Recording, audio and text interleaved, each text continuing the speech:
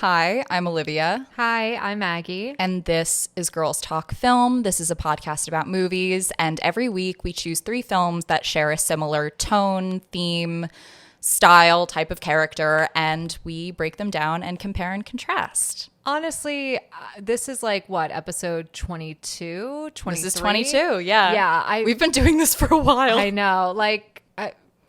Learn what we're about, people. Today we're talking about gangster movies. So this one is for the dads everywhere. Oh my God, my dad is going to eat this episode right up. Can't wait to see our stats Just skyrocket, yeah. among men. If our male listener base isn't large enough already, I think we're going to ease our way into the 50 plus. I was going to say male men listener over base. like 45. Yes. So hi, so nice to meet you. Very happy you're here. If you want to hear 2 Gen Z women ruin Goodfellas for you, You've come to the right place. you've come to the right place. Yeah. Well, okay, ruin. No, to be fair, we love Goodfellas. We're not going to ruin it. We are big Martin Scorsese fans. Big time. And most of this will probably just be me gushing about how much I love Goodfellas. I know. Oh my God, I love Goodfellas. It's Dude. funny. I don't love like traditionally masculine movies. Like I'm not a huge like action girl. Yeah. And even like some like mob movies, gangster movies, I'm kind of like, like organized crime. But Goodfellas, like, it's one of those movies that you're like, it's just a good movie. Yeah. No, it really just is. I read a review actually going into this episode. We're not even starting off with Goodfellas, but like... But we're still talking about it. Fair enough. I read a review of this guy who said that Goodfellas is essentially just a master of his craft showing off like the fact that he's the best. And it's like, yeah, that's actually about it. The entire movie is just him going, I could make a better movie than any one of you fucking guys. Yeah. I mean, again, we'll save it for like when we actually go into the movie. Yeah. But we were talking off camera earlier about just like how script, acting, directing, everything is just at the top of its game. Fully, yeah. But anyways, we're not starting with Goodfellas. We're not. We're starting with Bonnie and Clyde, the seminal gangster film. Some have called it the first gangster film. I was going to say, like, one of the first of its kind. Mm-hmm. Bonnie and Clyde came out in 1967. It was directed by Arthur Penn and written by David Newman and Robert Benton.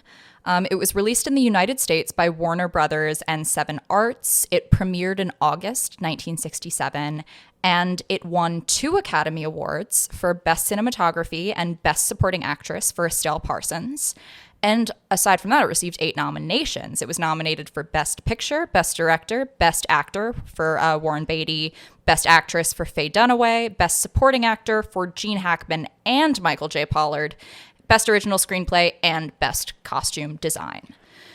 I have to ask you, I didn't know that it was nominated for so many Academy Awards, but do you ever like watch older movies? And because like obviously this movie was made so long ago, it's kind of like, I wouldn't say it's campy to watch today, but like the effects are a little obviously a bit cheaper. It's not on like a super high def camera. Do you ever watch it and you're kind of like, oh, I didn't realize this movie was like that big of a deal? I definitely have seen some films where I was initially like maybe a little underwhelmed and then saw the impact they had at the time they came out and was very surprised. Mm-hmm. This film, this was a first watch for me. So really? Yeah, I watched it for the podcast for the first time. It's one of those movies that I feel like I've always known has been important, and it's just been on my list forever, and I hadn't gotten around to it. Okay. So for this one specifically, I went in with the knowledge of this is a seminal film. This is really the film that was like the call to action, the end of the Hays Code.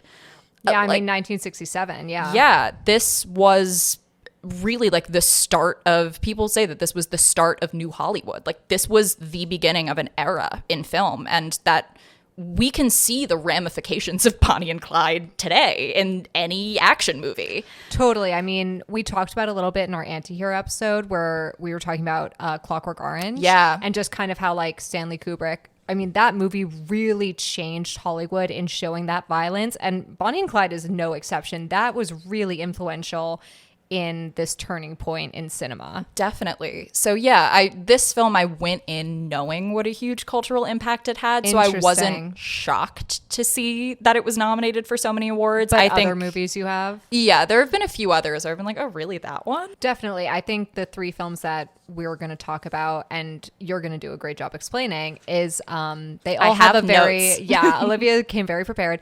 They all have very specific not impacts, but like they were made specifically in that moment to reflect the era that they were coming out in. Definitely. I think we picked three that are incredibly reflective of their respective eras. Especially tied to gangsters at Yeah. that time. Yeah. So Bonnie and Clyde opens in a small Texas town during the Great Depression. Bonnie Parker, who is played by Faye Dunaway, meets Clyde Barrow, who is played by Warren Beatty, when he tries to steal Bonnie's mother's car. Bonnie is bored with her small town life and waitressing job, and she's very intrigued by Clyde. She decides to kind of take up with him. So I have multiple thoughts. On their meeting? Yes. Okay. So the film, they meet immediately. Yeah, they meet it literally starts the film. It's the first scene of the film.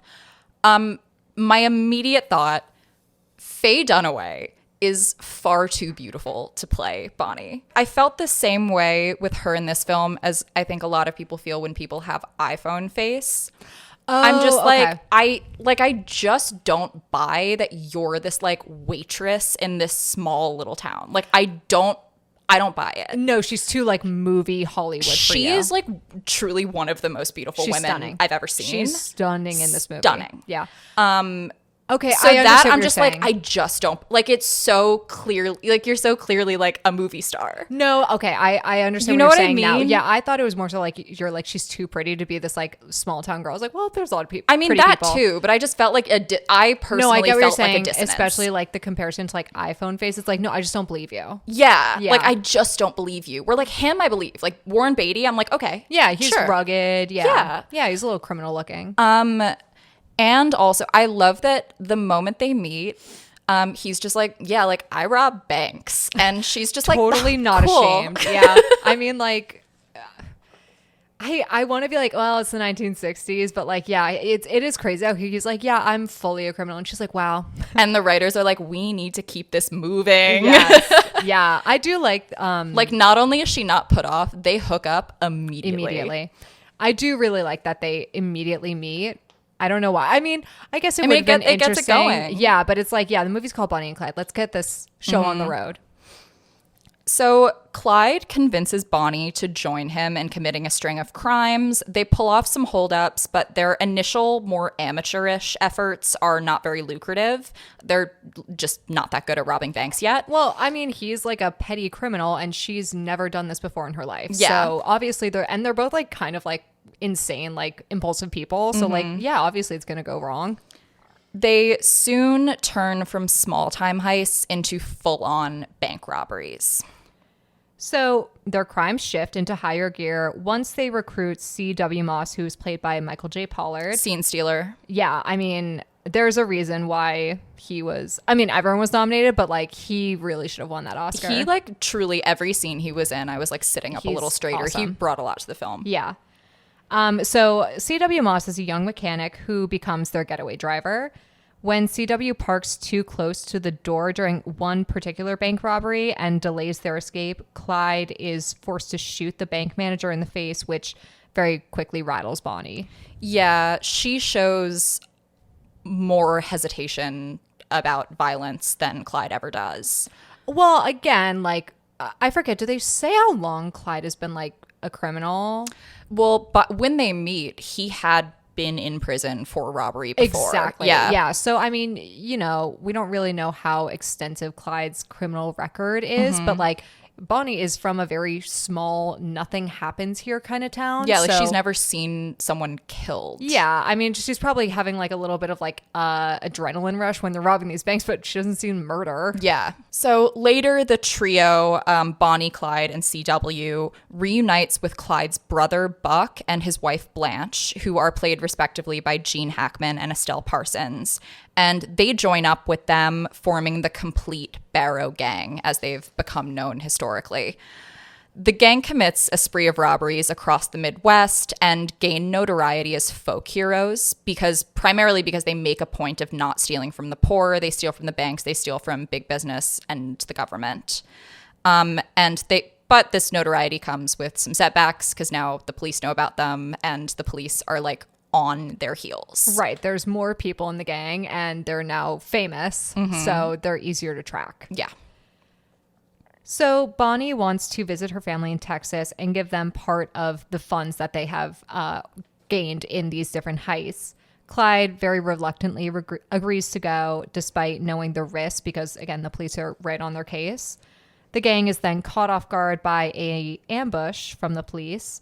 Buck is killed and Blanche loses her eye.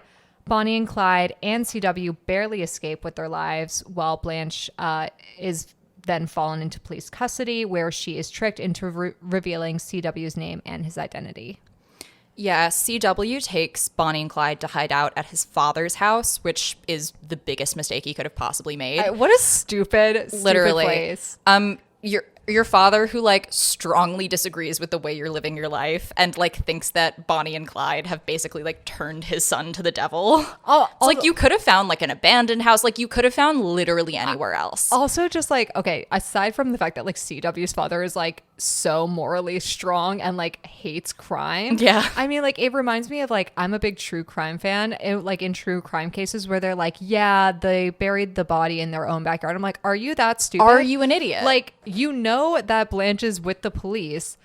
Clearly she's going to give up one of you guys and you're going to go to your dad. Like, do you not think that they're going to go right to his house? Literally. I think at that point, CW was the only member of the gang that like hadn't been identified by police. Right. Like it was like, oh, like Bonnie, Clyde and Blanche and Buck and then like an unknown individual.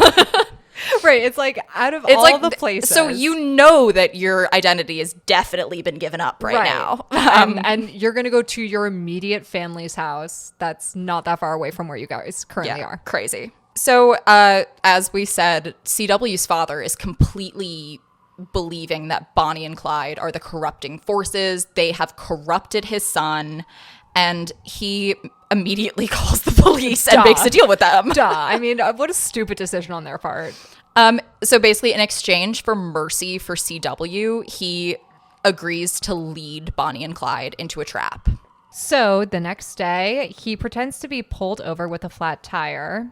Bonnie and Clyde spot him on their way back from town, and when they pull over to help, a posse hidden in the bushes brutally shoots them down with machine guns. When I was watching this, I was like, it's so crazy that like they wanted to make sure they were dead. No, like full on murder. Yeah. Like not like, oh, we're gonna arrest them. Like, no, it's full murder. Yeah. No, completely. Not only do they like gun them down, they like brutalize them. Like it's like I hate to be like something out of a movie, but yeah, the way their bodies like shake, I'm like, Jesus Christ, they're dead. Like you're beating the dead horse. Oh my god. Fully. So yeah, and then the film ends on a shot of all the police gathered around their corpses, and we see them gather through a bullet-ridden window of the car. Yes, we see all of the police gather, which and then is the film just ends. It's a great final shot. I really like the final shot. Yeah. So I really did go into this expecting to love it, and I did like it. I enjoyed the film. I completely respect it for its place in film history. Sitting down and watching it, not my favorite. Yeah, it kind of, in my opinion, suffers that like 1960s a little too slow at times, which is like interesting because I think the movie is actually pretty well paced at times. Yeah. But then like, you know, it's just an error of that time of film. Like there are scenes that are a little slow. There are moments where, you know, it's a little like, I don't know. I don't know the right term for it. And because I don't want to say it wrong because obviously this is a really important film and I like it. Like I enjoy watching it. It's just one of those movies that, especially because Bonnie and Clyde are such iconic, like staples in history and media and especially film. Yeah. Like I think you go into it expecting it to be a really like gripping and it's not as much as you think it would be. No, it meanders at points. There are plot points that kind of become important or are recurring that I don't feel added anything to the film. Why did we need to give Clyde like sexual issues? I totally forgot the first time I watched that, and when it came up I was like, why is this being talked about? I was watching it, I'm like, why is this a part of the film? Like, and it's not important to the plot. It's not important to the plot. It doesn't really add anything to his character, to the film, that means that much. No. I don't know. And then apparently like that was fully a thing the director made up. Like that was not something that's apparently he ever struggled with. Yeah. So like I thought that was kind of an odd thing to throw in. I feel like the Bonnie and Clyde dynamic, and I understand that we're following them over a period of time, I felt like their dynamic was very inconsistent. Yeah. Maybe that's what I mean, where it's like some parts were a little like weird. I think that's what it is, actually. Now that you've kind of put a name to it, I think their dynamic just switches a lot throughout the scenes. Constantly. Yeah, that's it. That's actually exactly what it is. I understand that the film covers a decent period of time, but Goodfellas covers a longer period of time, and the character dynamics shift a lot, but every shift is kind of shown how it happens. Yes, and it's shown more gradually and naturally. Yes, agreed. I guess, yeah, that was it. I felt like their relationship, like even the quickness with which they meet and then decide to run off together. Maybe it happened that quick in real life. I don't know, but I wish that was drawn out a little longer. Or I wish we had maybe seen a little bit more of their lives individually that led them into like what causes, I get she's like kind of in this nothing town, but like Bonnie's immediate going to Clyde and like joining this life of crime is a little like, whoa, okay,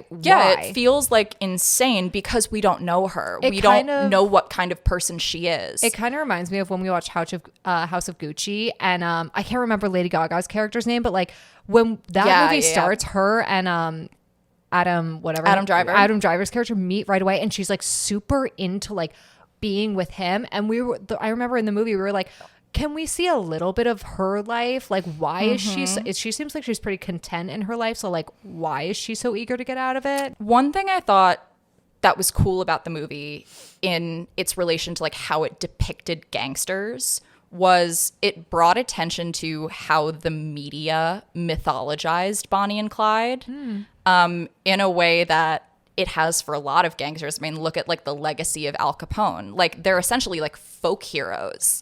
And especially just because the Luigi Mangione thing happened recently, I found it very interesting to see how people will very readily take on kind of criminals as heroes if they feel like they're morally aligned in some way. Like, okay, you're doing something bad to the people that I also hate. Like, you're gonna be a hero to me now. We're gonna mythologize you a little bit. And I found that really interesting. I think because the Luigi thing like just happened, and then it's like, oh my, we're literally doing the same thing. I feel like I say this all the time when we watch like older movies, but I'm like, oh, watching it in like a 21st century mindset. But it is really hard to watch this and not have that 21st century mindset, because like we are such in the day and age of like eat the rich, you know, again, like you said, like kind of siding with criminals when they do things that we agree with. This really does kind of echo the situation that we're living through right now. Absolutely. And I think back then, again, like anti-heroes were so unknown in especially like major films, like something like this. So I think back then it wasn't even shown to be more of an anti-hero thing. But I think looking at it today, it's so hard to remove yourself from the world that we're living in.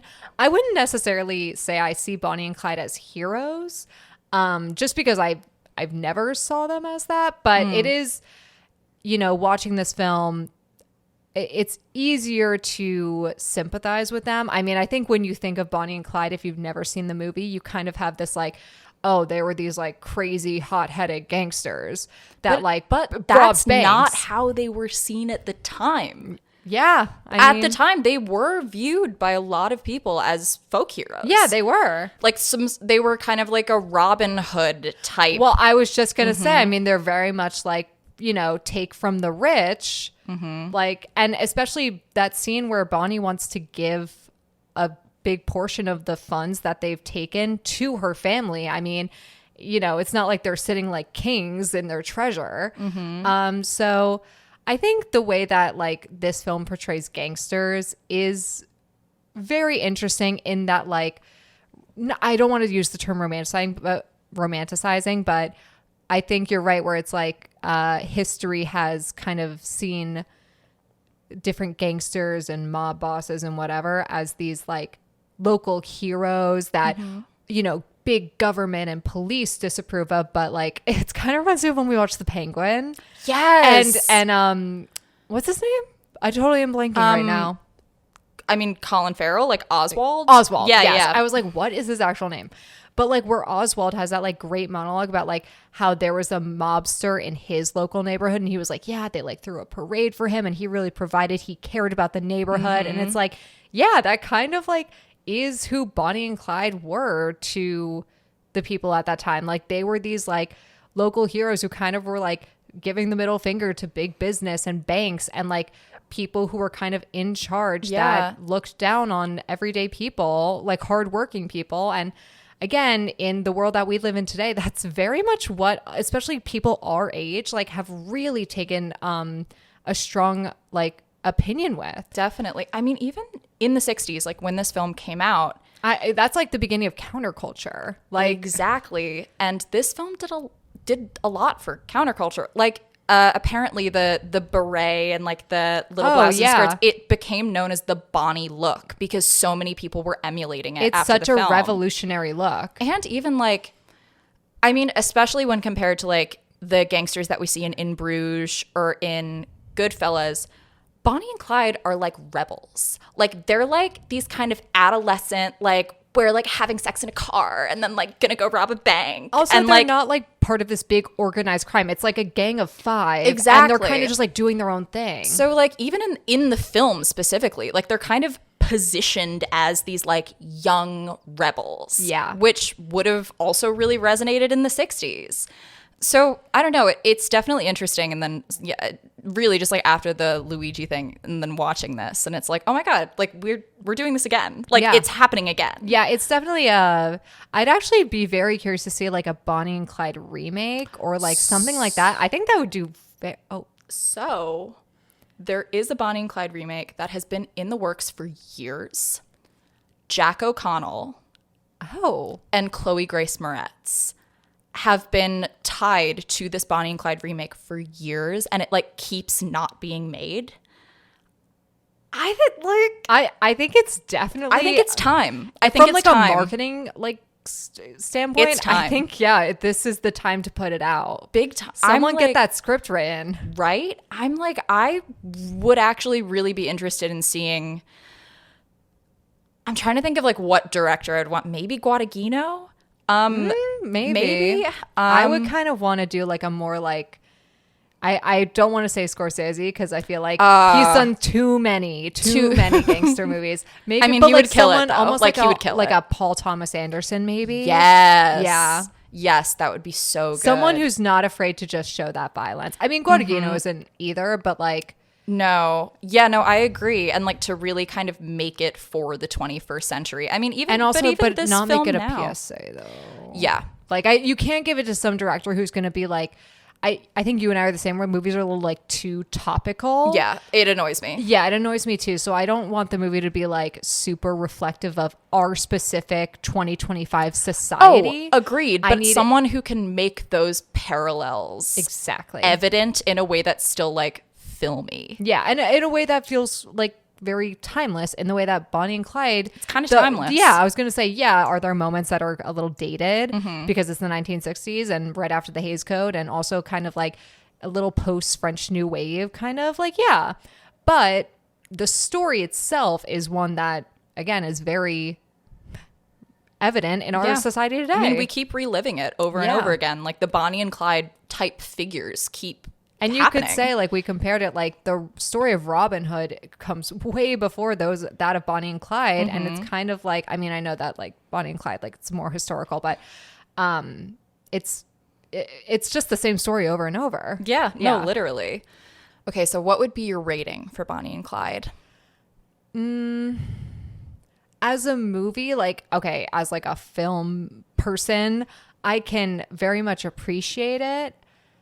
I'm kind of like you though, like watching it itself, like I didn't get too much out of the actual watching. Yeah. I'd probably give it like a 5.5, 6 out of 10. I'm going to go like 6.5. Like Yeah. I'm kind of the same as you. Watching it today, yeah, there are definitely some things that I think maybe don't work as well, but I understand how important the film was, and it's a super competently made film. Yeah. I really did like, before we move on, like I do have to point out, I really did enjoy the kind of like French New Waviness of it, of the jump cuts and the shaky cam and you didn't? You know, they tried to get Godard to direct it. Really? And he said no. Okay. In the nicest way possible, if the French New Wave was a person, I would kill it with a gun. Okay, well, if the French New Wave was a person and you killed it, half of your favorite films just wouldn't Goodfellas wouldn't exist. I know it's done a lot for film, but watching movies in that era literally gives me a headache. I don't like it at all. I didn't enjoy learning it in college. I don't enjoy movies from that era. I don't enjoy like the weirdness of it. It's so just not for me, which is weird because I like weird movies. That's so fine. And listen, and I'm so with you on like I also don't like French people. So I don't like so it for like the French. in spirit, I'm with you because I'm like, yeah, like the French. Yeah, suck. fuck them. Sorry. Don't know how big our French audience is, but I don't think it's large. I think we're fine. yeah. And like no one likes the French. I was Like gonna I say, feel like I don't think the French like the French. yeah, truly. I think they're like the one people that we all collectively can hate, and it's kind of okay. I do like some films of the French New Wave. There's some that I don't like, but there are quite a few that I really do like. One of very few I like. Breathless is really good. Breathless is like probably the top of my list. Yeah. I hate Blow Up so much. Never seen it. Oh, don't. I mean, maybe you'd like it. I don't know. But it is very French New Wave. And I very much don't like that. So it's funny because I think some of the things that make it a 6.5, like make it higher on your rating, are the things that make it a little lower on my rating. Yeah, I really liked some of the weird filmy choices they made with it. I really like all the jump cuts and how fragmented the final scene is when they get shot.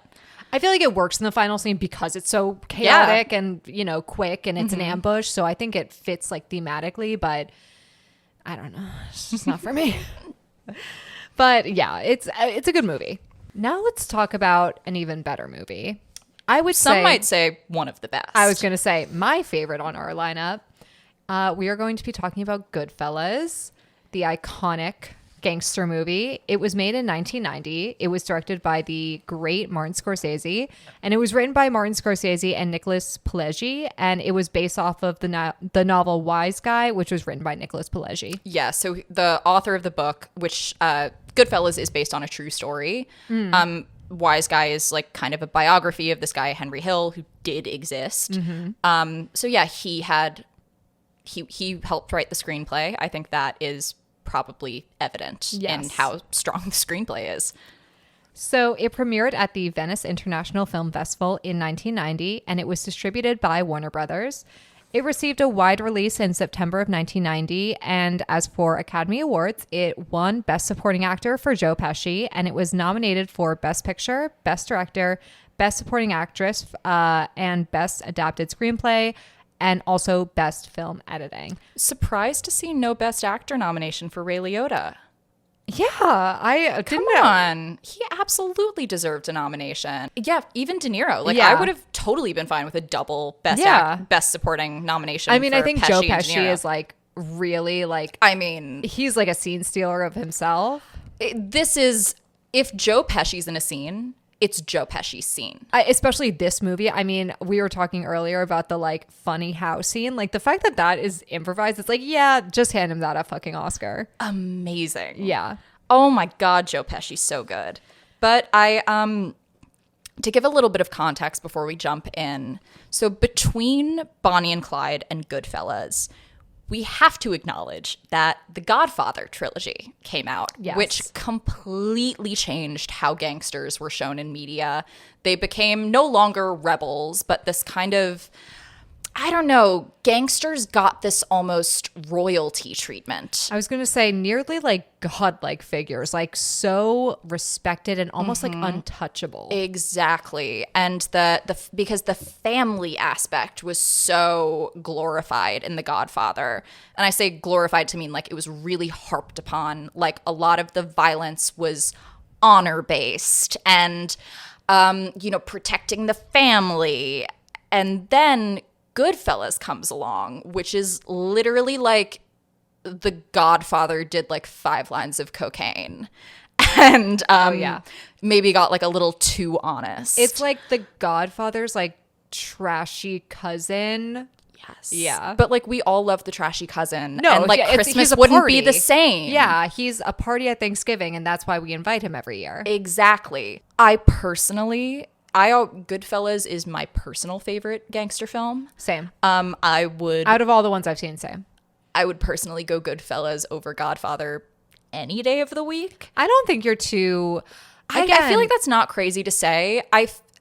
Maybe that's just because it's more modern, like it's more violent, it's more sensational, it's more fun, it's more like completely unapologetically fun. I was also going to say like The Godfather I feel like is so moody and dramatic. It's very much a drama. Very self-serious. Very serious. Where I said to you, I was like, a lot that I love about Goodfellas is the comedy. It's hilarious. It's a such hilarious a great movie. And there's so much like, I'm not trying to say there's no life in The Godfather, but like, again, it's so self-serious. Whereas The Godfather, like everyone is clearly just like having the most fun with their character. Yes. Like, I don't know what that set was like, but oh my God, what I would have given. yeah, like it just seems like everyone like was so into it. I mean, how could you not be?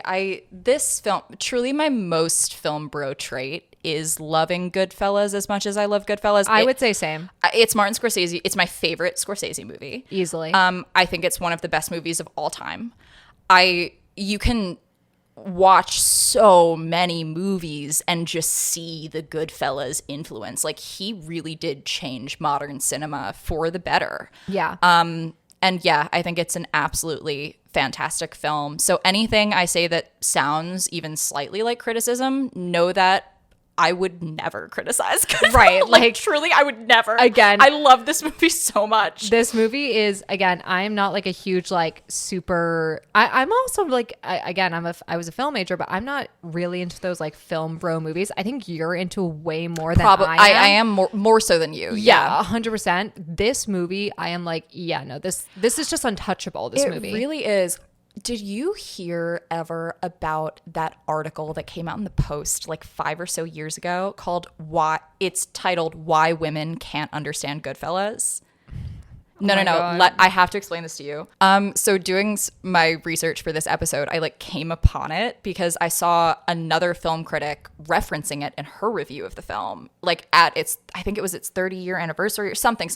I read something else referencing it, and then I'm like, oh, I have to read this because I'm a woman and I understand Goodfellas. Right. I'd like to say I understand it. I'd like to say I understand it. I've also seen it like 10 times. Yeah. Like, I don't know. Same. At this point, I think I understand it. Also, not to like shit on Martin Scorsese, it's an incredible movie, but it's not one of those movies you have to like see 10 times and every time you understand something new. It's like, it's a true story about a gangster. Like, it's a rise and fall story. Like, yes, really, at its core, that's exactly what it is. Yeah.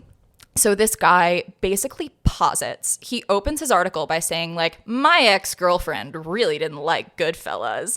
And it's like, okay, so you're immediately saying it's not that she didn't understand it. Right. She just didn't like it. Which is a very different thing than doesn't understand it. Oh my God. So he goes on to equate Goodfellas. He says directly, he's like, Goodfellas is just like Entourage, but with guns instead of swimming pools. Let me continue. I know how crazy that is. That basically, the reason that women can't understand it is because it is a male fantasy movie. And the way that men communicate, which is by like ribbing on each other, which you see a lot of that in Goodfellas. Yes. I mean, even talking about the scene. Yeah, that's a majority of a lot of the with ensemble Joe Pesci. scenes. Totally. Yeah. And how because women don't communicate like that, we don't understand how men do. Number one, yeah, Goodfellas is absolutely a male fantasy up until the midpoint, when you then see the fall, when Right. you then see the toll that it takes. Right. You're on the rise. Yeah. And then the middle point happens. And then all of a sudden, everything turns to shit. Exactly.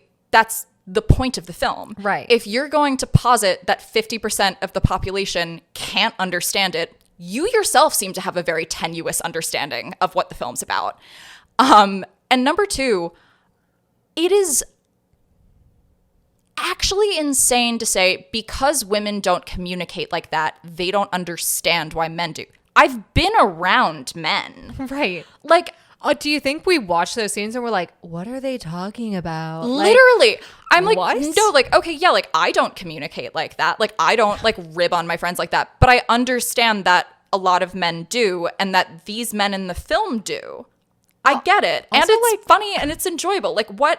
I don't personally- understand. No. I do rip on my friends like that. Like, is that? Yeah, you do. I was gonna say, like, is that like a strictly male thing? Because like, I didn't realize that was like a thing women weren't allowed to do. I know. I mean, I guess I would agree that men generally do it Do it more than sure. women. We're Especially like, when it's a group of men. if my like friend called me like a fat bitch, I'd get upset. I'd like, cry.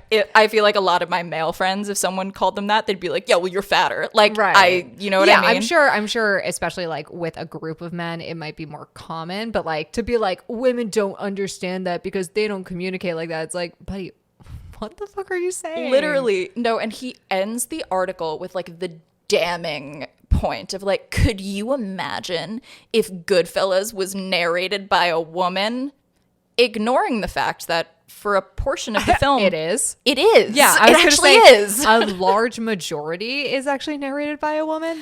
I wouldn't say a majority, but like, But a section A of it pretty good part. is And is narrated by a woman. I was gonna say also. so then it's like, wait, dude, have you seen the film? I was gonna say she's also like one of the more important characters in the movie, And is like very dimensional and like an interesting character on my her God, own. yeah. Like she's like a very complicated Yes. character.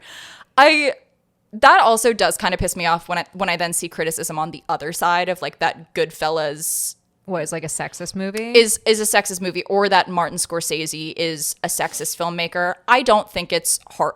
He has made movies where the main characters are women. He hasn't made a lot of them, but also like, you know, why does he need to kind of?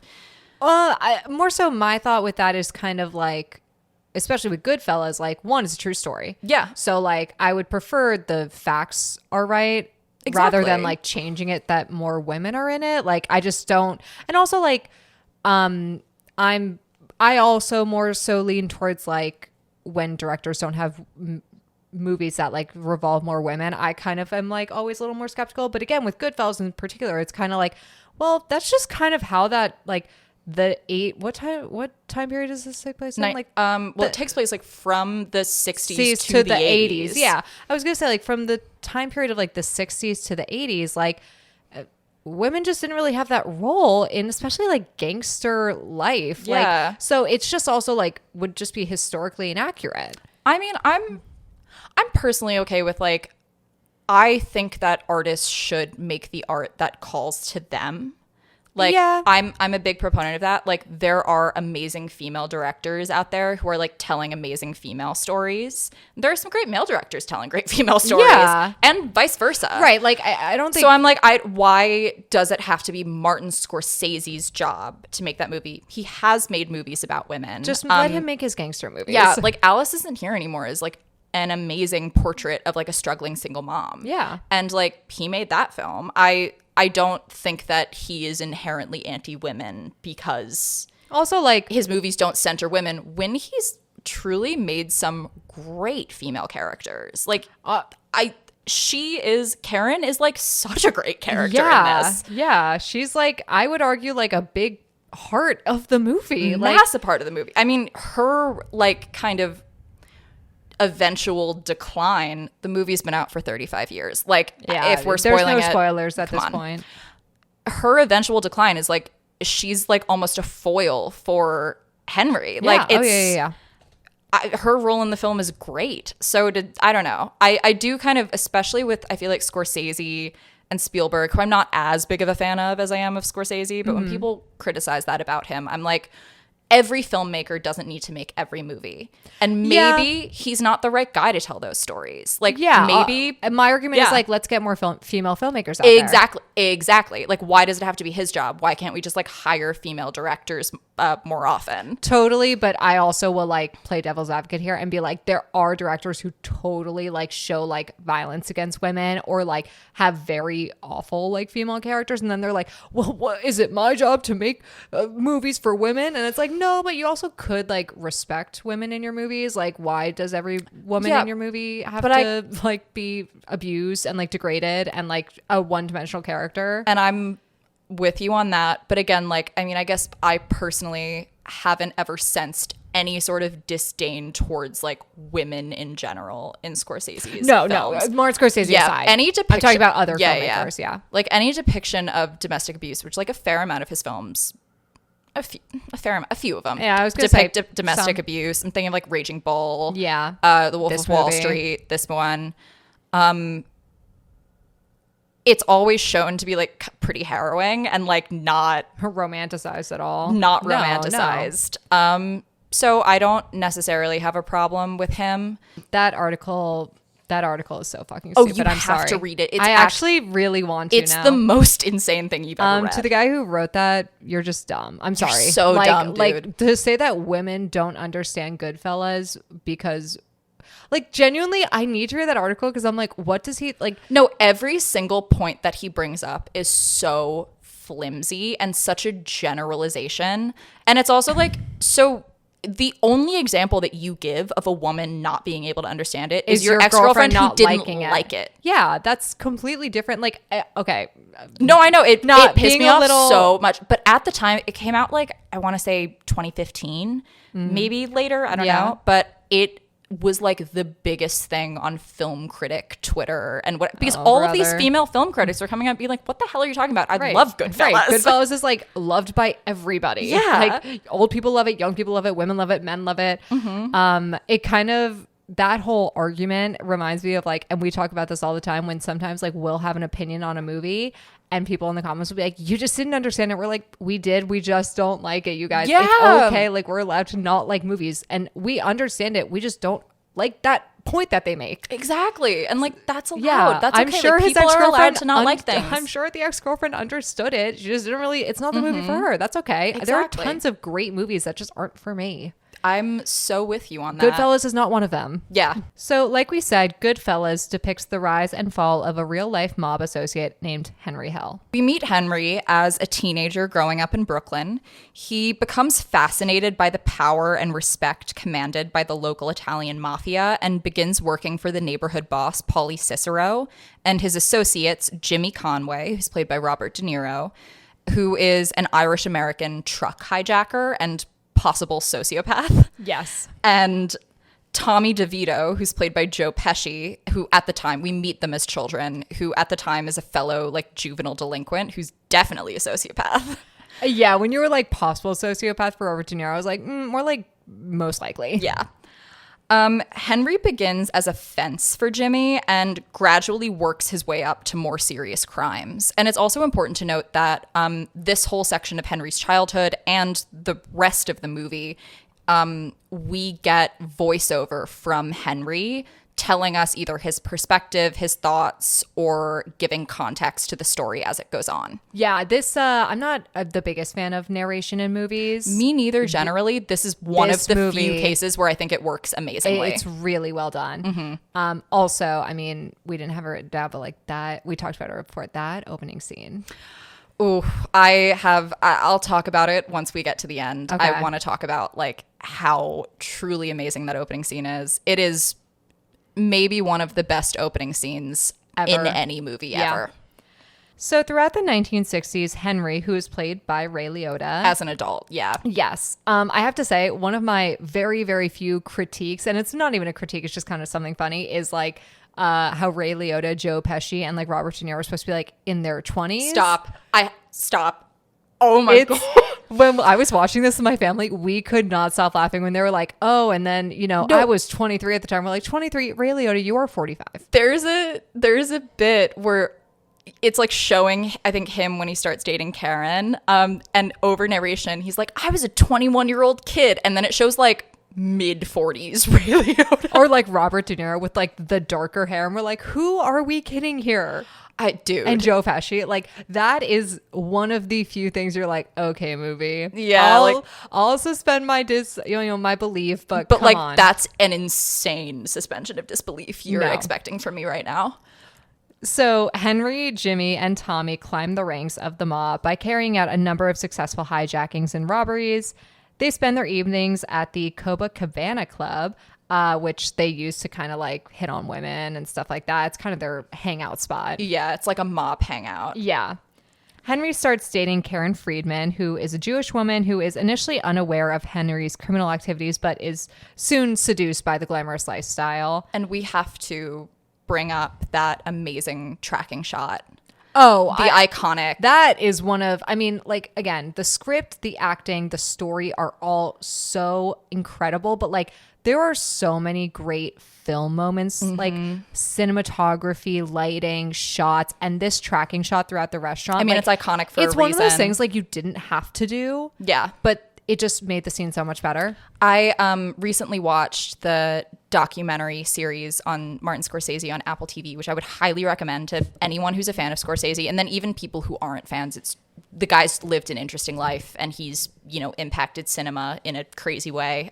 Just would recommend to anyone who's even interested in film. They talk about that tracking shot as you as the audience, as well as Karen, are being seduced in real time. Yeah, I would 100% believe that. I mean, it's so alluring. It is. It's glamorous. And him going through the kitchen, shaking hands with the chef. And then walking out into the club and you're a king.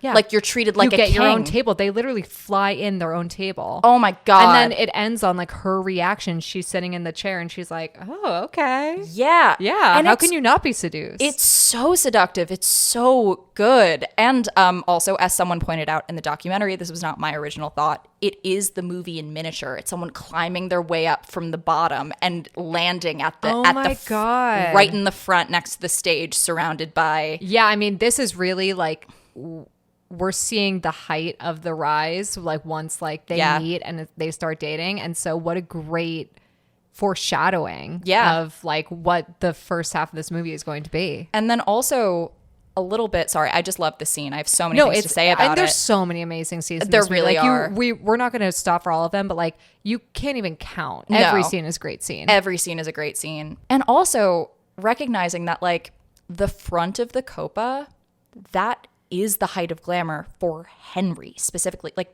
this is the highest you're gonna go, dude. Yeah. You don't see it now, but like in the world that you're in, this is the top of the heap. Like once, if you've seen it before, you're watching this and it's like, oof. Like, yeah, this is the there's highest something a little sad about it. Well, it's funny you say that. I was watching with my parents and we were like, you know, even going like when they go to Polly's house, like their houses aren't that nice. So Karen marries Henry despite her parents' disapproval. It's also a funny little bit that the parents, like especially the mother, like hates Henry and she's like crying. Not only are you marrying a Catholic, you're marrying this guy who like works nights and like is never home. But also like there's like one scene in particular where like she's going to get picked up by Henry and Karen's mother is like crying. Yeah. Like, there's so many funny moments in this movie. Oh, the film is, if you haven't seen it, which I'm like, go see it. You haven't seen it? That's crazy. If you haven't seen it, this is truly a hysterical laugh out loud film throughout. Oh yeah. So one night in 1970, Tommy, who is the Joe Pesci character, murders Billy Batts, who is a made man in the Gambino crime family who was recently released from prison. And Tommy murders him in like a fit of rage. Tommy is just like a loose cannon. Yes.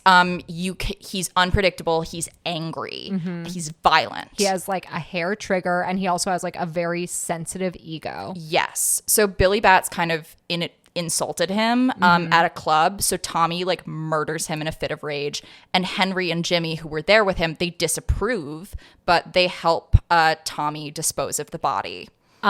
For to give a little context, like a made man is like kind of this like untouchable person in like the world of crime. Like it basically is like, not like you have immunity, but it's like you are like on this really high level. So it's like you can't mess with someone who's like a made man. And a lot of times being a made man is like you have the blood of one of like these high ranking mafia families. Yes. Like it's a bit of a thing in the film that Ray Liotta's character Henry can never get made because he's half Irish. Yes. And you have to be fully Italian. Yeah. So him killing Billy Batts is like a big no-no. Yeah. So Henry and Jimmy are trying to help him out by hiding the body so that Tommy never gets found out. And this is a crime that puts all of them at risk. Yeah. Also another, probably my favorite scene where they go to Tommy's house and Tommy's mother is like, stay. And they literally have a body in the trunk and they're like, no, we really got to go. And then it cuts them like eating spaghetti at the table. And because they're like, her boys are home. Like she has to feed them. They're not going to starve on her watch. Also great cameo by Martin Scorsese's mother. Yes. And apparently literally all of her lines were unscripted. Oh, I totally. Yeah. And I recently watched this documentary. Yeah. That she was kind of like, oh, like, what do I do? And he was like, Mom, they're going to come in and start talking and you just do you.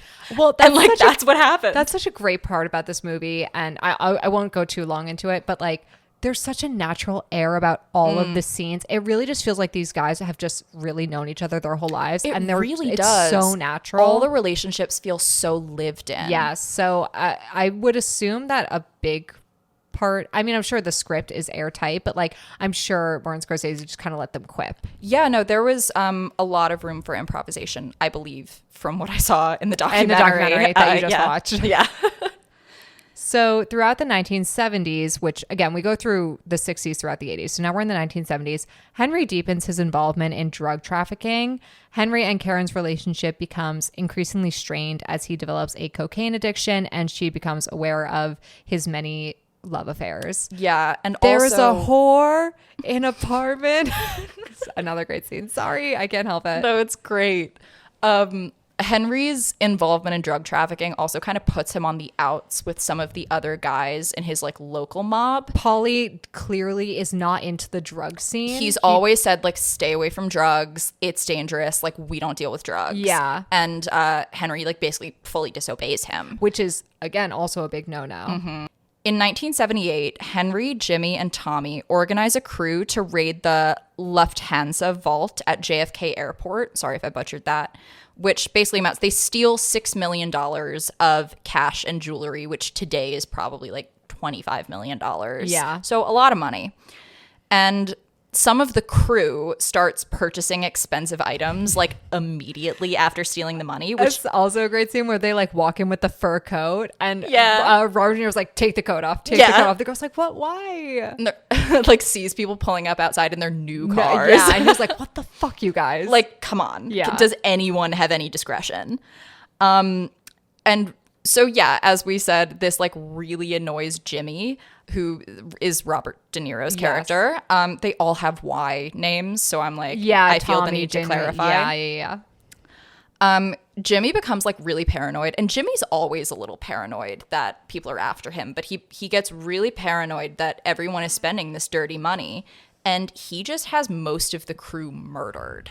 Including Sam Jackson, who I did not remember was in this movie. Yeah, he has a small part. Very small part. When he showed up, I was like, is that Sam Jackson? Pre-Pulp Fiction, Sam Jackson. Yeah, but he, I mean, no holds barred, just starts murdering anybody who was involved. Like anybody.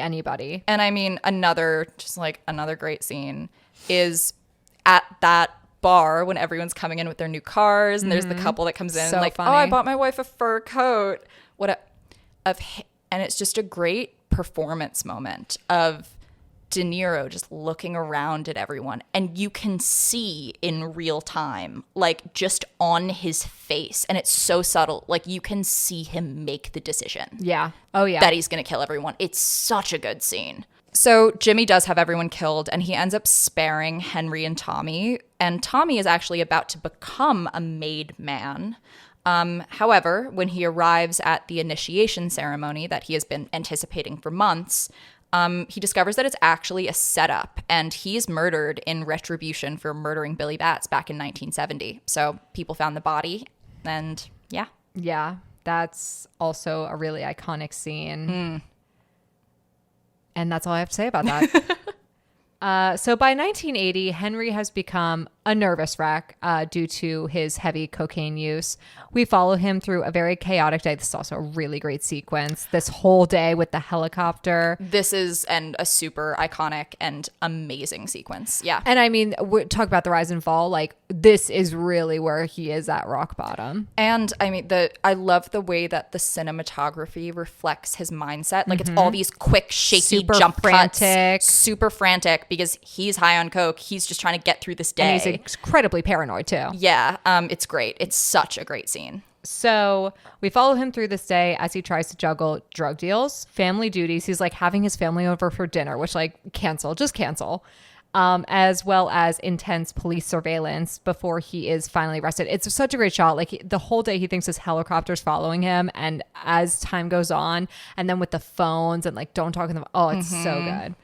So, facing prison and fearing for his life, Henry agrees to cooperate with the FBI, and he testifies against Jimmy and Polly and enters witness protection with Karen and their children. So he becomes a rat. He commits the ultimate betrayal. Which, I mean, Jimmy was already kind of like turning on Henry and Karen. He felt it. Yeah, and so... But I guess that's the thing. It's like there's no real honor among thieves.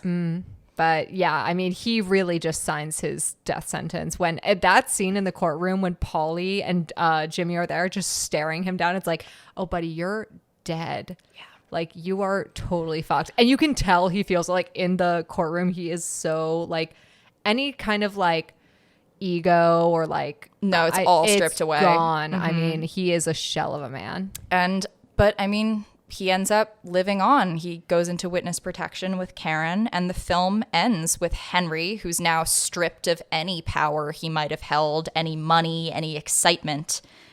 And I love that it ends with him basically just lamenting the fact that all of it is gone. Yeah, just picking up the paper. And it's like no regret, no nothing. You just hate that you're now another suburban dad. Like, I really liked how resentful he was of it instead of having him come to some sort of moral conclusion. Or have him be, like, still paranoid and looking over his shoulder. Yeah, well, he's in witness protection now. Like, but I'm saying, like, I like that, too. I like that it's more so him just kind of being, like, and now I'm stuck here with the mundane. I mean... I remember the first time my dad showed me this movie. It's a movie my entire family loves. And I remember the first time my dad showed me this movie, I was like, oh, dad's pick. Like, here we go. Like, I don't know if I'm going to like this movie. And when we finished, I was like, oh, yeah. I mean, my family, like, my mom texted my dad not too long ago, or opposite, my dad texted my mom, like, a grocery list. And he was like, don't put too much onions in the sauce. Like, like it's just like, we will quote this movie so frequently. And I think just like, it's so good. It's like, so good. I hate to sound so basic in my take. It's a master at the top of his game. Like, this is a master of filmmaking at his peak. I feel like a lot of people don't talk about how good looking the movie is when they talk about it. This is a gorgeously shot film. Yeah. Oh, like, yeah. This is it looks amazing. Yeah. Even just like from a filmmaking standpoint, like we were talking about earlier, that tracking shot, oh my God. Again, I'll segue for you, that opening scene with the red light and the smoke. I mean, if you could just take one frame from that movie, that would be mine. I mean, that opening scene, I do just want to talk about. Please. I love talking about it. A scene that is. So the scene opens. It's like a cold open. We see a car driving down an empty road at night, and it opens on just like the red backlights or what are they called? What, like brake lights? Yeah. So it opens on just like the red brake lights of this car driving down an empty road. And then inside it's Henry, Tommy, and Jimmy. And they're hearing like thumping on the car. And they're like, oh, like, do we have a flat tire? Like, let's pull over. Like, we have a flat tire. And you're kind of, as a viewer, like, okay, like the movie's starting. Like, And all they're right. like kind of talking normally in the Yeah. car. Like you're like, okay, who are these guys? What's their relationship? They clearly are some sort of friends. Like Exactly. And then they pull over. You're like, what's going on? Yeah, they pull over, they pop the trunk, and there's like this beat up, bloody guy Near dead. in the trunk. And then Tommy like starts stabbing him. Jimmy shoots him. And it's like, holy shit, what? And they do it so casually too. They're like, oh shit, he's still alive? Like yeah. And it's like, wait a second. And then Henry goes to close the trunk in like the iconic shot. He slams the trunk. We zoom in, freeze frame on Henry's face. And then over voiceover, we hear, all my life, I always wanted to be a gangster. Smash cut to title. Yeah. Music comes in. Oh my God. Oh my God. That's like the most perfect opening scene of any film ever. I said to you off camera, I was like, it's like in English when like your English teacher's like, you need a really good hook to like hook the reader in. I mean, after that scene, you're like, wait, oh shit. Like, I am ready for this movie. I watched it again for the podcast. And I mean, like, it's always a treat to watch Goodfellas. Watched it again for the podcast. The opening scene happens, and I hadn't seen it for a few years. I'm alone in my house and I just go, oh, fuck yeah. Like so loudly. Because I'm like, that's what that scene does to you. No. It's just like, holy shit. Yeah, I'm in. Like, I'm in now. Yeah. I when I watch movies like Goodfellas, it has me thinking of like, I think it was Bong Joon-ho when he won the Oscar and he was like, Martin Scorsese, like, you are the reason I made movies. Like, your impact on Hollywood is like you are so influential.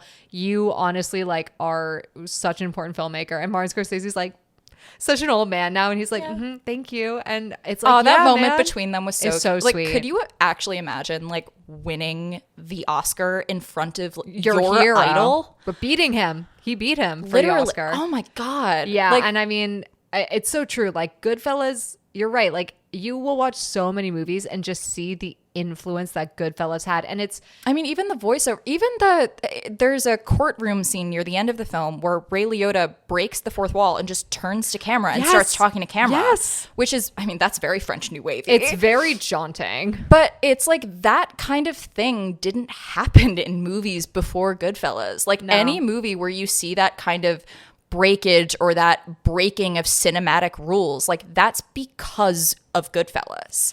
It's the standard, and so many films have tried to reach it. And will a film ever reach it? I don't know. Probably not. Maybe not in that same caliber. The closest that came was Casino, which is also made by Martin Scorsese. I actually have not seen that one. Oh, but you have to. Oh, you'd love it. I hear good things. It's really good. But or like The Wolf of Wall Street, which also directed by Martin Scorsese. But yeah, it's honestly, I hate to sound so basic, so I'm like, it's just so good, but like it really is. Like it's just a movie that you can't not love it, or at least respect in some sort of aspect. Yeah. Coming from two women, I mean. Yeah. And like also in, I guess, the canon of gangster films, Goodfellas really changed the way that gangsters were shown. Because again, pre-Goodfellas, it was The Godfather, it was honor and family. Goodfellas is all like are showing the most dishonorable, the most kind of by the end like grotesque, like husks of people. Like this really did a lot to show gangsters as more human and less of these like dynastic aristocratic figures like they were in The Godfather. Totally. I think what it did is it took all the glamorization. I'm not saying that The Godfather necessarily glamorizes. I mean, it gave it weight and prestige. Prestige, I'll say that. It took the prestige that these gangsters like movies had and gave to, organized crime. And it lures you in with that, like it lures Henry in with it, and then it shows you the very jaunting reality of the fall of it, and the harsh reality of it. These guys are like these unstable, violent, often drug addicted people. Like these are not turn good on each other. Like Jimmy kills literally everybody who helped in that heist. Yeah, because he got paranoid. Exactly. So yeah, this did mark also a shift in how gangsters were shown. Like after the romanticization of The Godfather, Scorsese, he just flips it. And he I completely think flips it. this is probably the most, not, I wouldn't say iconic, but this is the most familiar I think we have in Hollywood. Like Agreed. this and like stuff like The Irishman, which was also Scorsese. But I think this, like when you think of like gangster movies, aside from The Godfather, this is the one you think of. And I think a lot of gangster mob movies kind of take this role a little bit more, just like more popular ones do, or movies that again try to hit this Goodfellas level do. Yeah. Where it's kind of this like, oh, it's all glitz and glamour until like, you know, reality comes knocking on your door. But again, Goodfellas is the standard. It's the standard. I mean, even watching something like Boogie Nights, Paul Thomas Anderson's debut, which I love Boogie Nights, but Boogie Nights wouldn't exist without Goodfellas. Like Lots of movies wouldn't. Lots of movies wouldn't. He really did kind of set a new standard with this one. And that is why I am giving Goodfellas a fat 10 out of 10. And I am right there with you. I'm so happy. We never agree. No, we never do. I mean, but come on, like it's you can't not. It's Goodfellas. It's like a goated movie. Yeah. Absolutely. So yeah, 10 out of 10 for me, and definitely my favorite that we watched this week. Oh, 100%. Yeah. So our next film is In Bruges. Before we get into it, I do just want to address the shift that we saw between 1990 and 2008 when In Bruges came out. Yes. Gangsters in film became a lot quirkier and a lot more interpersonal. I mean, in that time period, we get Reservoir Dogs, we get Pulp Fiction, we get Tarantino introduced to the populace, we get Guy Ritchie coming out with Lock, Stock, and Two Smoking Barrels, with Snatch. Gangsters are not as strictly Italian mafia as maybe they were for a period of time. They're also not Godfather level, like big organized mob families. They've kind of taken a smaller role, if that makes sense. Yeah, and we're seeing gangster stories used to explore other themes. Totally. That's become a lot more popularized, and I think In Bruges kind of fits really nicely into where gangster cinema has progressed to today. Absolutely. So the movie was directed by Martin McDonagh, and it was also written by Martin McDonagh, and it premiered at the 2008 Sundance Film Festival. It was distributed by Focus Features in the US, and it received a limited theatrical release in February of 2008, and it was nominated for Best Original Screenplay, which like so well deserved. Oh my God, so well deserved. And like honestly, Colin Farrell and Brendan Gleeson robbed. Oh yeah. It's watching How this movie, were they not nominated? I was like, oh my gosh, those are the guys from because I had seen Banshees of Inisherin before this, and same like, director. Yeah, well, I was like, oh my God, the same too. And then I was like, oh well, it's the same director, so that makes sense. I mean, how fun though to pair them again together, like almost 10 years later. And such a like, I mean, Banshees of Inisherin is such an incredible movie. Oh, man. And that dynamic, like their dynamic here and their dynamic in this movie, I mean, so different, but like there's also, a little link there's a between little them. bit like there's just this such a deep like rooted connection between the two of them. Yeah.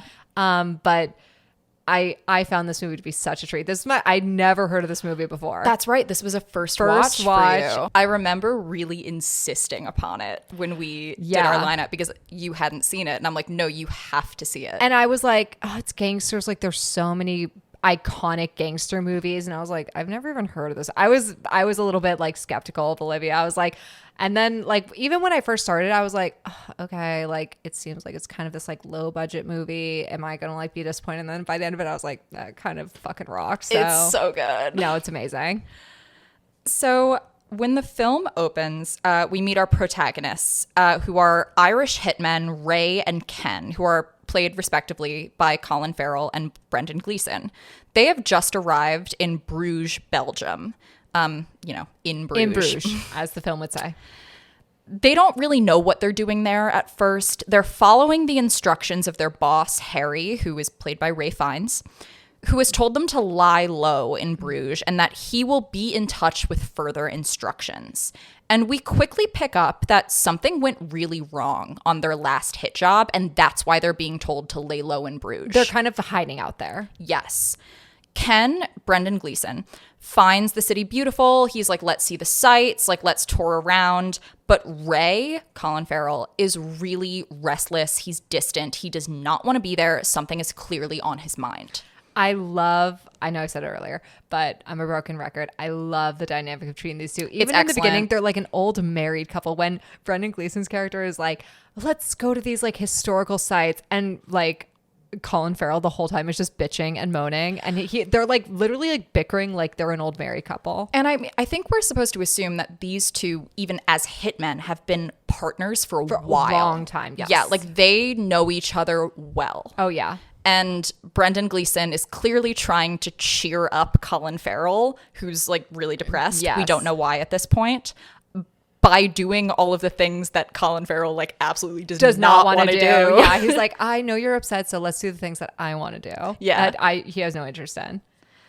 So one night, Ray, who's Colin Farrell, meets Chloe. She is played by Clemence Posey, who is a local drug dealer working on a film shoot featuring a little person actor, and his name is Jimmy. He's played by Jordan Prentice. Yeah. And so basically there's like this film that's shooting really close to where they're staying in Bruges. Ray asks Chloe on a date, and she agrees to go out with him the following night. The next day, Ken makes Ray go sightseeing with him.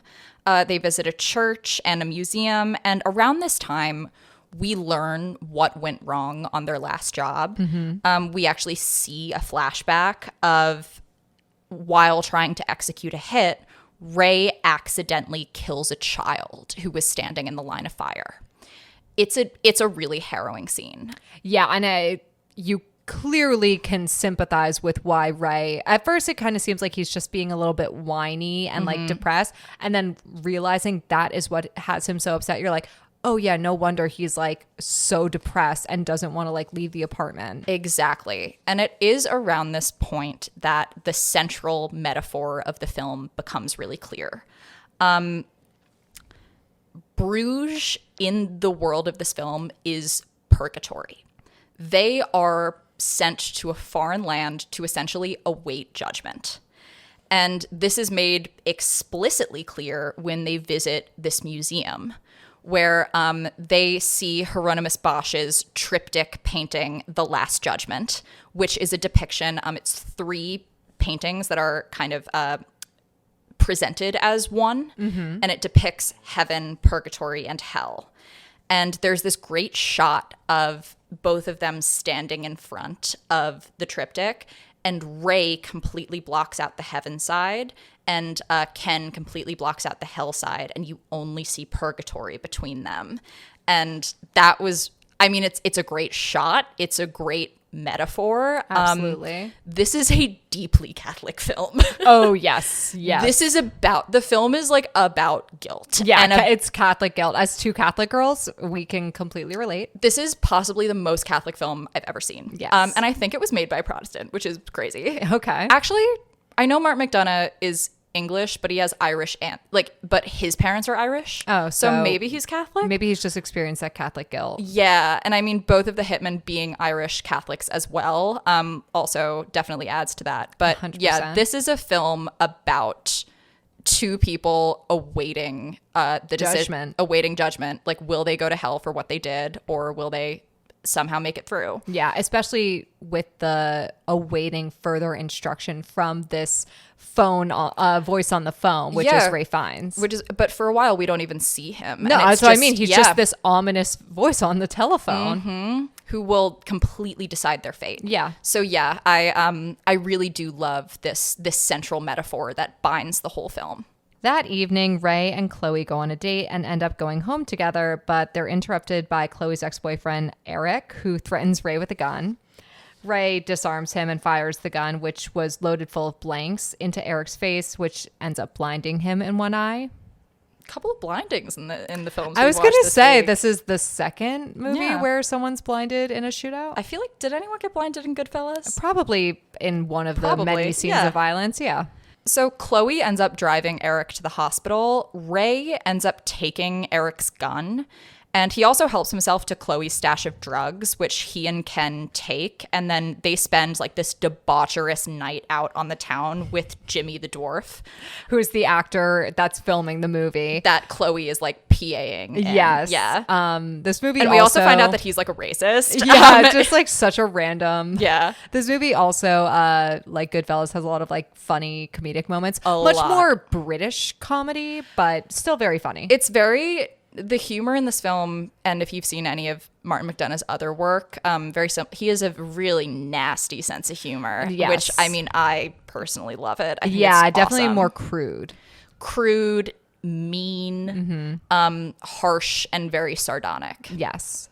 But this movie is very funny. It is classified as a dark comedy. I think it definitely is. Yeah, it definitely fits that role. So the next morning, Ken receives a call from Harry, and they've been waiting for his call the whole time. And Harry reveals to Ken that they have been sent to Bruges so that Ken can assassinate Ray, which neither of them were aware of. No, and Ken's that moment. pretty taken back by this order. Yeah, I mean, they've been working together for a long time. They're partners. So Ken finds Ray in a park and sees that he's actually, this is a funny scene too. It is. He sees Ray sitting in a park and pulls out his gun to kill him, and then sees that Ray is actually preparing to end his own life with the gun that Eric left behind. And instead of carrying out the hit and killing Ray, Ken stops Ray and confesses that he's been told to kill him, and then puts Ray on a train that leaves Belgium. When Ken calls Harry and tells him the truth, Harry is very furious. Obviously, you just told him to kill him. And he sets out for Bruges himself. However, because you can't pass through purgatory without facing judgment, Ray is arrested on the train after being spotted by these Canadians who he got into a fight with days earlier. That's a whole thing. That's, a different scene. He is, of course, sent back to Bruges, where Chloe then bails him out of jail. And him and Chloe are like kind of, they're starting a little bit of a relationship. Yeah. Harry, who has now arrived in Bruges, gets a drink with Ken where he expresses that if he had himself killed a child, he would have immediately taken his own life, which is funny because we see Ray trying to take his own life earlier. Yeah, but this is like, it's funny. Again, the film it's about morality. Yeah. Exploring these different moral lines of like, okay, so you're fine like with assassinations and like basically running this like assassination squad. Right. But okay, but if you killed a kid, you would kill yourself immediately. Like right, that is too your far. Moral line. Yeah. Interesting. So later, Harry and Ken go to the top of the city's bell tower, and Ken is pretty aware that Harry's going to kill him. Yeah, I mean, he completely defied an order that his boss gave him, and they're in a pretty cutthroat business, so... Exactly. So they go up to the tower, and they're walking up these stairs, and Ken kind of knows that, like, I'm about to die. And Ken tells Harry that he accepts whatever punishment Harry intends to give him. Doesn't he, like, kick away his own gun? Yes. And is just like, listen, like, I kind of know what's going to happen. I think he knew, but the moment he called Harry and said, like, I couldn't do it... He's like, I kind of know what's about to happen. Like, I've accepted it. Like, you can kill me. Surprisingly, though, Harry actually can't bring himself to kill Ken. Seems like they've known each other a very long time as well. And he ends up shooting him in the leg as punishment for not killing Ray. Meanwhile, while this is happening, Eric spots Ray and Chloe in the market square below and runs up the tower to inform Harry, who is now helping Ken down the stairs because he's shot him in the leg. And also, like, Harry is fully under the impression that Ray has left Bruges. Right, that he's just out. Yeah, when in reality, Ray and Chloe are literally directly right underneath downstairs. them in the tower. Like, they're right in the square, which is right under the tower. Ken tries to disarm Harry, but Harry shoots Ken in the neck. Bleeding heavily, Ken drags himself back to the top of the tower and jumps from it to reach Ray first, using his own death to send a warning to Ray. Yeah. Which was like... I mean, intense. It's brutal, but like a lot of the film, there's like a level of humor to it. No, yeah, it was kind of funny, but I wasn't expecting this movie to be as violent as it was because it's a very violent. It's kind of like a slow start. Mm-hmm. Not in like pacing, like the movie's well paced, but like there's no violence in the very beginning while they're like first kind of wondering what they're doing in Bruges. But when the violence does happen, it's really graphic. Yeah, absolutely. Harry corners Ray at his hotel, but the pregnant hotel owner sort of like stops him from getting in. And to avoid harming her, Ray escapes toward this canal that's right next to the hotel, but he loses his gun in the process of escaping. He ends up staggering back onto the film set. Harry's been shooting at him. He's like wounded at this point. Harry follows him and is continuing to shoot at him, and one round accidentally hits Jimmy, the dwarf actor, killing him.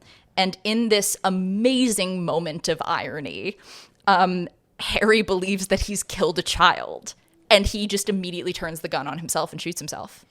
Wow, a man of his word. I'll give him that. No, it's true. It's just like, it's this, oh, what a great irony moment. And again, it kind of has this comedic element where he it's shoots really this funny racist man and like this grown man, and then is like, oh my God, I've killed an innocent child. Like, so the film ends with Ray being taken off into an ambulance, reflecting on hell and hoping he survives because he is also very wounded at this point. Yeah. And that's the end of the movie. I mean, I'm a huge fan of Martin McDonagh. This is like a brilliant film in my opinion. I think his films have really only gotten better as he's kept making them. I'm not gonna lie, I've only seen this and Banshees of Inisherin, so I'm very interested to check out his other work. But yeah, Martin McDonagh also did 3 Billboards Outside Ebbing, Missouri. Okay, so then I have seen more than 2 films, and I think that's all of them. I'm pretty sure. Oh, really? Maybe Okay, well, maybe he's done another 1 or 2 in there, but 3 Billboards is easily my favorite. I fucking love that movie. Same. That's probably my favorite out of the 3 But as all well. 3 are really strong. Really strong and really infused with this dark humor. Martin McDonagh started as a playwright. He wrote the amazing play The Pillow Man, among others. I'm a big fan of his work as a playwright as well. If you're interested, definitely read it. And I mean, the screenplay is really the star of the film. Yeah, I mean, in all 3 of his movies, really, like the story and the dialogue is... But in this movie, I mean, you know me, you know I love like a smaller movie where the script is the star and the acting is just like really, that is what makes the movie. And In Bruges is like a great example of that. Like clearly, I mean, it's not like it's a low budget movie, but it clearly wasn't as big as 3 Billboards or Banshees of Inisherin. And it just has this like really guttural, like great heart to it. Like you can just tell that like, again, everyone really believed in the project. The script is so strong. The story's really interesting. The pacing's really well done. So good. Yeah.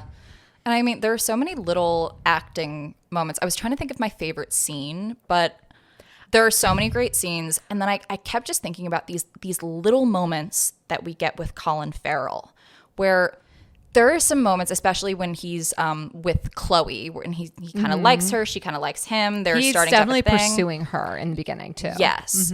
But there are these great little moments where you can see him start to feel joy and then tampers it immediately. It's almost like he's starting to feel some level of happiness and then remembers what he did.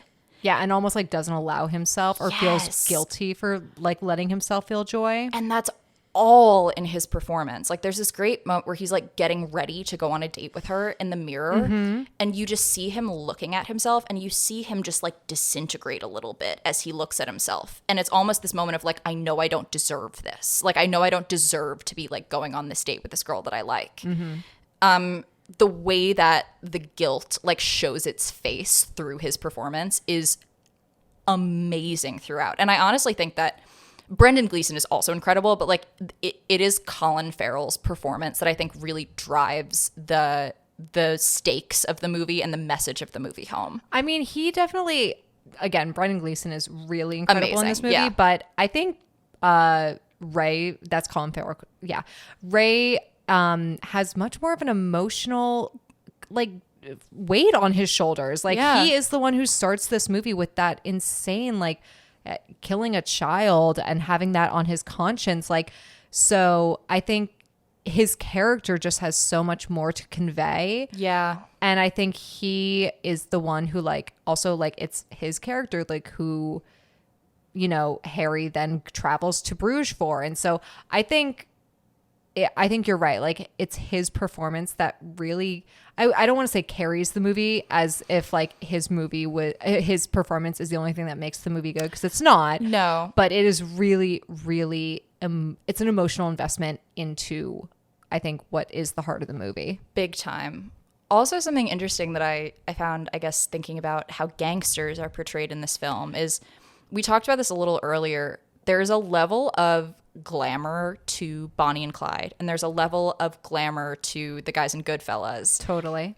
Here, there is no glamour. They are stripped of glamour. They are kind of pathetic, honestly, for a lot of the film, for lack of a better word. Well, I love the idea of hitmen, and the movie is about them after a failed hit. Yeah. What a great concept. I Like, know. you know, they're not getting ready for a job, and it's not their final job, and super actiony.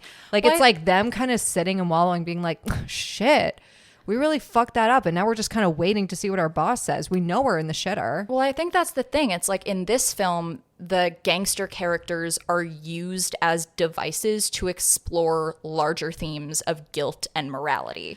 Where Totally. in Goodfellas and in Bonnie and Clyde, it's like the films are more about the characters. Not saying that larger ideas about like excess and morality aren't explored. No, they are. totally. But this film is so explicitly kind of a concept film that uses its characters to further its concept, which definitely made it stand out for me among the three. I mean, obviously, I think Goodfellas is a masterpiece. It's my favorite, but In Bruges is a pretty great film, in my opinion. I was really, really pleasantly surprised. So I'm so happy. I kind of knew you would like it, Yeah. but I'm so happy you did. No, I again, starting it, especially because like when we were doing Gangsters and then watching it, I was like, it's not even it's about hitman. Like, I was like, Olivia, come on. But then when Harry comes in, like, it's a gangster well, movie. it's about organized crime, which Yeah. like, I mean, it's pretty related to gangsters and mobs and stuff like that. But yeah, I was really happy. And honestly, I think I would have been not as happy if we had chosen to do a movie like The Godfather or like Scarface or The Irishman or whatever. I liked that we went with this pick. One, because it was a great movie, but two, it's, you know, I like when we quirky. pick a It's movie kinda that kind of like, offbeat. yeah, doesn't exactly fit the mold of what we're talking about, but in its own special way, it fits in theme. Yeah, and I think if we look at kind of how gangster movies have progressed, like, okay, yes, we got The Irishman with De Niro and Scorsese, Yeah. of course, but this is kind of the more modern, the more postmodern direction that a lot of crime films have gone in lately. Like, if it's not a Michael Bay action movie, it's something a little quirky. It's something a little. And I like it. I kind of like the quirkiness. Me too. I love the quirky movie, and Yeah. I love a really dark sense of humor, and Martin McDonagh has maybe the darkest sense of humor of any filmmaker working today. Yeah. You know, I don't know if you know this, but they're not married, but they've been like longtime partners. Him and Phoebe Waller-Bridge. Really? What I would give to sit at that dinner table. Oh my God. That is actually such a unique pairing. Like, I'm trying to imagine them like in the car ride home from dinner together. Like, and I'm like, but can you imagine just like, oh my God, you guys must have the best conversations. no, they're two geniuses. Actually, like, two geniuses. Oh my God. I know. If they ever taught like a joint screenwriting class, I would pay all the money in the world. I will support their Nepo baby. No, yes, if they have a Nepo baby, like I don't take Oh my God, everything they'll we be took about all Nepo powerful. babies. Yeah.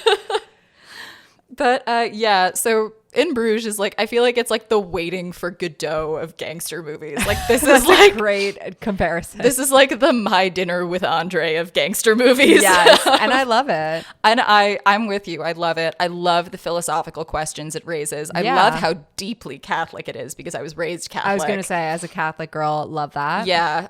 Amazing performances. Amazing, just like, yeah, amazing smaller scale film. So what's your final rating? I'm going to give In Bruges an 8 out of 10.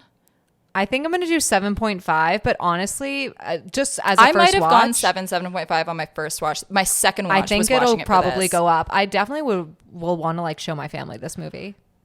I would highly recommend watching it. Like, even truly so many of like the little performance details and the smaller things really went over my head on first watch, and on second watch I felt like I really got to sit back and like appreciate the script and the film. Totally. So would recommend seeing this one for a second time.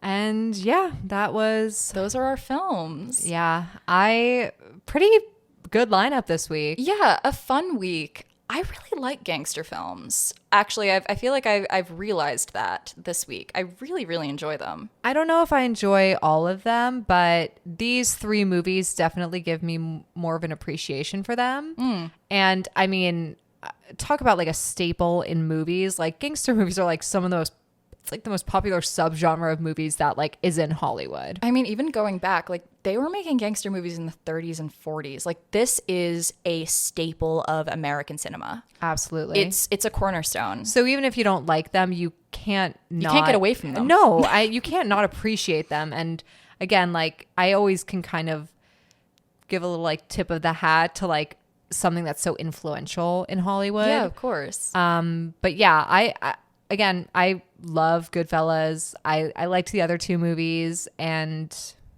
I don't know if I'd return to all 3 of them, but I definitely returned to 2 out of the 3. I'm with you. And I'm very fond of them. Me too.